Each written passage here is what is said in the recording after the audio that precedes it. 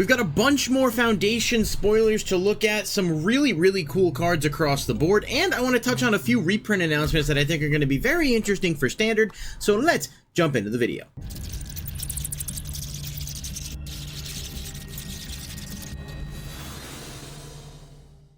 Alright everybody, thank you so much for being here. If you do enjoy the video, be sure to hit that like button and subscribe. Click the bell icon if you want to be notified when new videos are posted. And of course, I do appreciate each and every one of you that take the time to watch these videos. Now, I've got a bunch of tabs open. I'm ready to go through them at a relatively quick pace just because there's a lot of cards to cover. But Foundations continues to look really cool. There is the starter collection coming out that is going to have a bunch of standard legal cards in it, but we'll have some guaranteed cards. I will make a separate video talking about the starter collection just because I know some people are going to be looking it up probably and wanting to know exactly what's in it, and I want to avoid confusing people by mixing too many things. So just kind of, be aware of that. There is a video coming if you're curious about it. A couple of interesting reprints here very briefly to touch on. Ghalta Primal Hunger will be coming back to Standard, and it has a beautiful artwork to boot. Just a really good card. I think it will definitely see some play. Obviously, that mana value is kind of a, not a bait and switch, but you can reduce the cost quite a lot, so it's not as hard to bring out as it seems. Genesis Wave as well, just a beautiful artwork here. Another really good card that I think is going to be a pretty solid option. It's not crazy good, but it's decent. Obviously going to cost a lot of mana, but I think this is just a card in general that people are going to like. But just a couple reprints I wanted to touch on. Now let's look at some of the new cards, starting with Preposterous Proportions. This is a 5 and 2 green sorcery. Creatures you control get +10/+10 until end of turn and gain vigilance. And the artwork here, just absolutely insane on the borderless artwork with some great flavor text as well. I don't know how frequently you're going to be able to play this in Standard because it does cost quite a bit, but I'm sure there are going to be some people who can find ways to cheat this out, definitely in Commander, but maybe even with, cards like Llanowar Elves and some other ramp cards being introduced to the format, there will be ways to make this a bit more viable. So I don't know that for sure. That's more so just speculating out loud looking at these cards, but I think it will be worth keeping an eye on either way. Now, we're going to talk about some of the new cards, including Sphinx of Forgotten Lore. The artwork here on this is really cool. It does have a regular version as well, and it is 2 and 2 blue creature Sphinx with flying and flash, and whenever it attacks, target instant or sorcery in your graveyard gains flashback until end of turn. Flashback cost is equal to that card's mana cost. I actually think this is pretty good. Obviously, having flash is really beneficial. Mono blue may like an option like this. It only costs, I think it costs one less or one more than Haughty Djinn, so it's not a terrible option. Being able to get some of your low-cost things back from the graveyard is not terrible, especially when you consider cards like Into the Floodmaw that are very prevalent in Standard. I do think this card will be worth at least keeping an eye on, and it'll probably find its way into some decks. Now, there is, of course, the thing to note that we have so many cards coming into the Standard format that it's probably going to look very different once Foundations actually releases. Valkyrie's Call is 3 and 2 white enchantment. Whenever a non-token, non-angel creature you control dies, return that card to the battlefield under its owner's control with a +1/+1 counter on it. It has flying. It is an angel in addition to its other types. Very strong. Pretty much 5 mana to say anytime something dies, you bring it back at least once.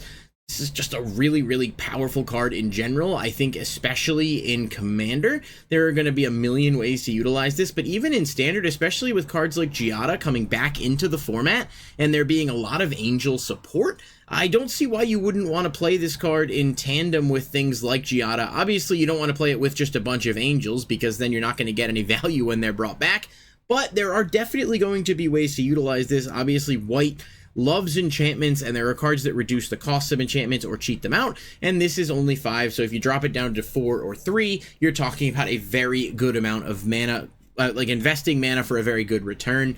I think it's a good card. Alesha Who Laughs at Fate is 1 black-red legendary creature, human warrior with first strike. Whenever it attacks, put a +1/+1 counter on it. At the beginning of your end step, if you attack this turn, return target creature card with mana value less than or equal to Alesha's power from your graveyard to the battlefield. This is a really good card. Obviously, it strikes me as a really good commander card right off the bat. As a commander, you could build around. But if you have ways to power this up, which certainly is not super hard with access to red and her own ability to buff, you can start bringing back some things that are pretty strong. I mean, you get this thing up to a 5. You bring back things like Sheoldred. I mean, obviously, it's just one specific example. And I know from Standard perspective anyway, Sheoldred will be rotating out. But Yeah, this is a really good card, and it's got a lot going for it. I think its strongest asset will be Commander, but I don't think we should undervalue or underestimate the impact this could have in Standard as well. I don't know too much about a lot of other formats like Pioneer, Modern, so I try to avoid commenting on them just because I don't want to sound uninformed, but I mean, certainly people who are familiar with those other formats, feel free to sound off in the comments and let me know if you think this card might have impact there as well. I'm sure maybe like Vintage and Legacy, maybe not so much, but I do think it's something people will have an eye for. Ashroot Animist is 2 green red lizard druid with trample, and whenever it attacks, another target creature you control gets trample and +X/+X until end of turn, where X is this creature's power. This is pretty good, and we get another lizard now to go with some of the lizards from Bloomburrow that will be available in Standard, so that's pretty cool. Actually, decent enough card. I think it puts a lot of pressure, and like I've said earlier, especially from a Standard perspective, we're getting access to a lot of ramp that Standard didn't really have before, so maybe easier to bring out some creatures like this. It doesn't have haste, understandably, but we are getting Swiftfoot Boots back, and so there are going to be some things to consider in terms of the way the format may look. I like to think it's probably still going to be faster, and the higher cost a card is, the less likely it will be to see play, but a card like this is one that I think is worth having on the radar. Banner of Kinship is a 5-drop, just insane artwork here.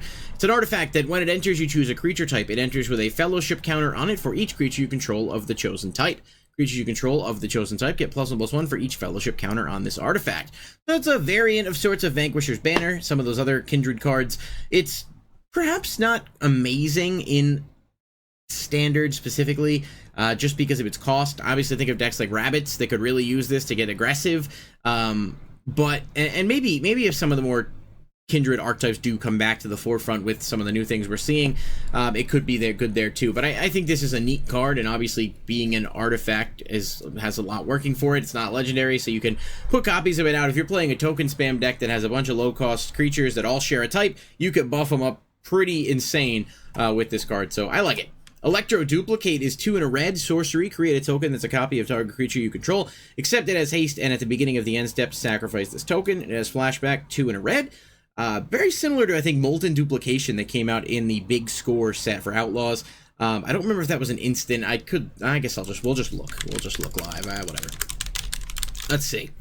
Molten Duplication, create target, it's an artifact that gains haste. So very similar, it actually costs 1 less, but this one does have flashback, so obviously there's got to be some balancing factors. Not a bad card though, and generally speaking, I mean, both of these cards are pretty powerful. I don't think Molten Duplication sees a ton of play, at least not to my knowledge, so whether or not this will kind of remains to be seen. But the artwork is really cool, and obviously there are going to be formats where this card will be good. Exemplar of Light is 2 and 2 white creature, angel with flying. Whenever you gain life, it gets a +1/+1 counter, and whenever you put one or more +1/+1 counters on it, you draw a card. This ability triggers only once each turn.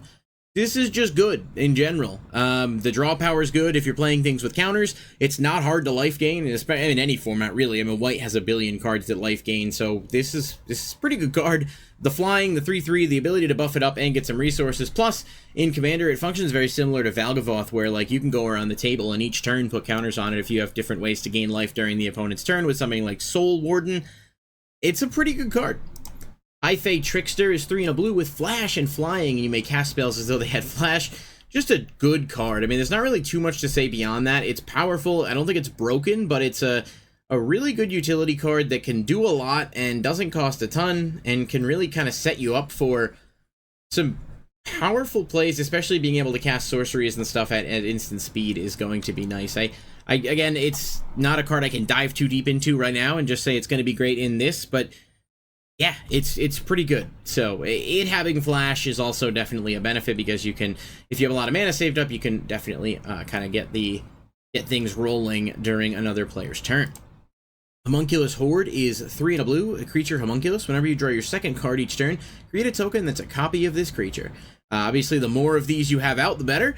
You could start to make lots of copies of them, and it's a 2/2, so it's not incredible, but I know for a fact this is the type of card people are going to find ways to kind of spam or make use of, and as you start to get a lot of them, it's almost like a Skewed Swarm, but obviously not as good as Skewed Swarm, that continues to replicate itself. So a neat card, super cursed artwork there. I actually really like this artwork here. I think it's a lot funnier personally than the borderless, but more often than not I think they tend to get it right with some of those It's alright. High Society Hunter feels extremely strong. 3 and 2 black, creature, vampire, noble with flying. Whenever it attacks, you may sack another creature. If you do, put a +1/+1 counter on this creature. Whenever another non-token creature dies, draw a card. Now, obviously, with Sorin being Bandit Pioneer, it's definitely not as strong as it would be in some of those vampire decks alongside Vein Ripper, but that's one of the first things I thought of when I'm looking at this is like, man, this is a pretty powerful card, and it doesn't matter whose creature dies to give you draw power, which can be a nice resource engine. It does cost a little bit, but it's not super hard to get that effect going, and there are still plenty of cards that benefit from death triggers, so I do think in terms of vampires it's good, but in terms of generic cards for black, it's pretty good as well. Coma World Eater, this one's kind of shocking. 3, 2 green, 2 blue, legendary creature Serpent. This spell can't be countered. It has Trample and Ward 4, and when it deals combat damage to a player, you create 4 3/3 blue Serpent creature tokens named Coma's Coil. This feels extremely strong even for Standard. I'm kind of shocked this card's actually not in some kind of set where it's actually excluded from Standard, but just a lot of stuff going on here, and it's green, so you can ramp into it. It's got Ward 4, which means more often than not it is going to be hard to stop. Once this is out, if your opponent doesn't have a lot of free mana and you can get through with this at least once, they're going to have a problem. And we're getting a few new board wipes, obviously, which will give you some counters to it, but this is just super strong, and I mean the other Coma's obviously really good too, but there's a lot going on here. But making 4 3/3s every turn, and I mean hell, you playing green, you do have access to token doublers and copiers and stuff. This could become extremely problematic extremely quickly. Kaikar the Zephyr Awakener is 2 blue white, legendary creature bird wizard. Whenever you cast a non-creature spell, choose one, exile another target creature you control, return that card to the battlefield under its owner's control at the beginning of the next end step. It also has create a 1/1 white spirit creature token with flying. Not bad, it just blinks like blue, but it can do it as often as you like with the non-creature spells, so as long as you have the spells that cast, you can get some resources from it. Pretty solid card. Leyline Axe is a really cool card. It's first, I think, Leyline equipment as far as I know. If you have it in your opening hand, you can begin the game with it out. Equip creature gets +1/+1 and has double strike and trample. You can equip it for 3. So if you start with it out, you can, in a couple turns, get a real beefy creature going there. It's a pretty good, I like the design behind it. I think it's just an interesting card across the board. And yeah, I mean, as with any other Leyline, like if you open it, you get extra value out of it. So it's pretty cool.